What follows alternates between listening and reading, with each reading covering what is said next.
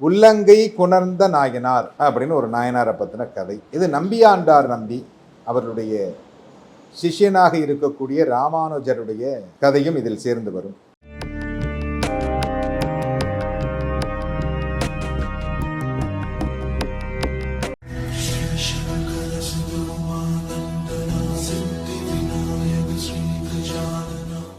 பரசுராம பரசுராம ஜமதக்னி ராமா பரசுராமா பரசுராமா ரேணுகாராமா. எல்லாம் வல்ல மூகாம்பிகையினுடைய அருளோடு இன்றைய சிந்தனைகள். இந்த ராமானுஜரை எப்படியாவது சம்ஹாரம் செய்துவிட வேண்டும் என்று நல்ல வேதங்கள் படித்தவர்கள் ஒரு 10 பேர் சேர்ந்துட்டு என்ன பண்ணுறாங்க, காசிக்கு அழைச்சிட்டு போகலான்னு போகிற வழியில் ஒரு தாயார் சன்னதியை பார்க்குறார் ராமானுஜர். அதுக்கு காலம்பர அபிஷேகம் பண்ண வேணும் அப்படின்னு சொல்லி ஒரு ஆசை வருது. தன்னுடைய குருநாதரை பிரார்த்தனை செய்து கொண்டு அதிகாலையில் எழுந்து முதலில் ஒரு குடத்தில் தண்ணீரை எடுத்துக்கொண்டு தன்னுடைய நித்திய அனுஷ்டானங்களை முடித்துக்கொண்டு தண்ணீரை எடுத்துக்கொண்டு போய் சுவாமிக்கு அபிஷேகம் பண்றார். முதல்ல ஒரு கை வாங்கி அம்பாள் சாப்பிட்றார் தாயார். 2வது முறை எடுத்துட்டு வர்றார்.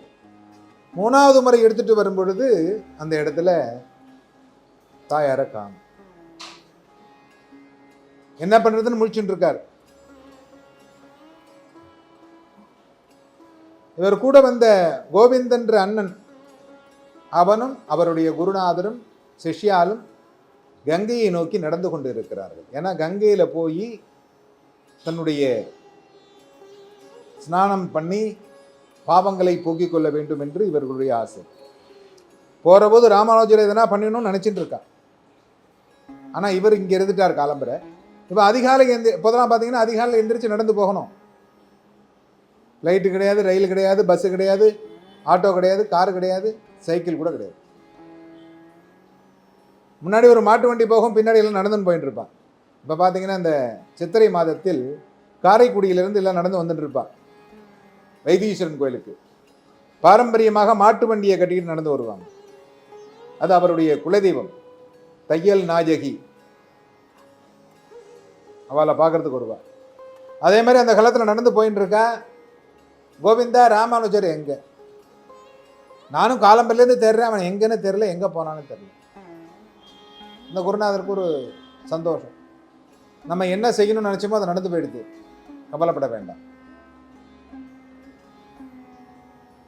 ஆனால் இந்த கோவிந்தனுக்கு மனசுக்குள்ள கஷ்டம், நம்மளால தான் இது நடந்து போயிடுத்தோம், ஆனால் நம்ம இதை செய்யலை, எல்லா இடத்துலையும் தேடிட்டோம், ராமானுஜரை பார்க்க முடியல. ஆனால் பாவம் நமக்கு இல்லை. ஆனால் மனசுங்கிறது ஒன்று இருக்கு இல்லையா, இந்த மனசு உறுத்தி கொண்டே இருக்கும். ராமானுஜருக்கு நம்மளால தான் எதோ ஆயிடுத்தோ அப்படிங்கிற எண்ணம் இருந்து கொண்டே இருக்குமே என்று நினைத்து கொண்டே செல்லுகிறேன். காசி கரைக்கு போயாச்சு. காலம்பரை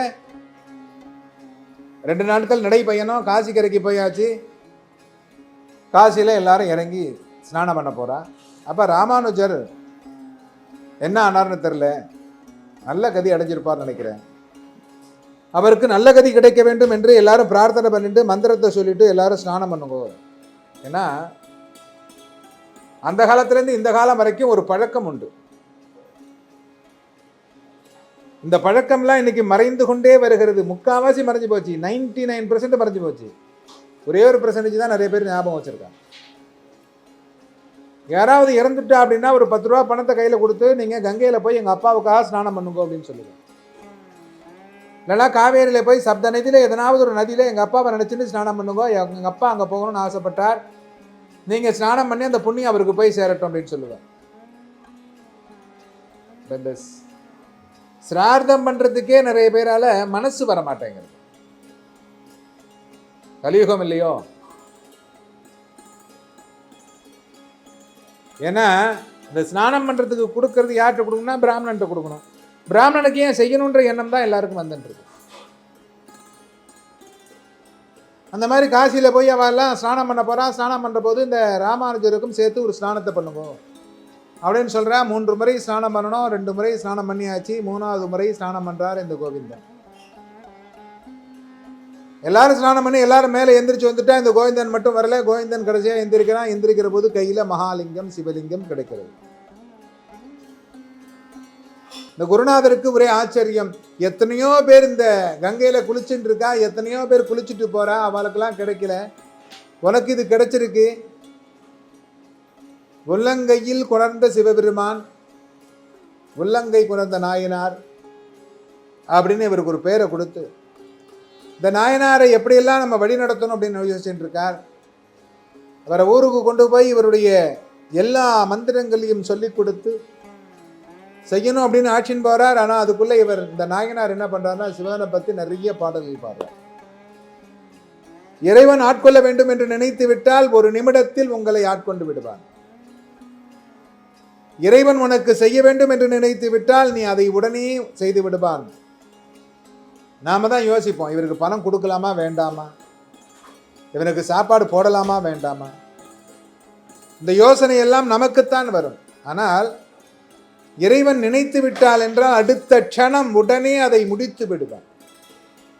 எதை கொடுக்க வேண்டும் என்று நினைக்கிறானோ அதை கொடுத்து விடுவான். அப்படித்தான் எல்லா நாயன்மார்களையும் சிவபெருமான் ஆட்கொண்டு சிவ சாயுஜ்யம் அடைவதற்கும் சிவபதவி அடைவதற்கும்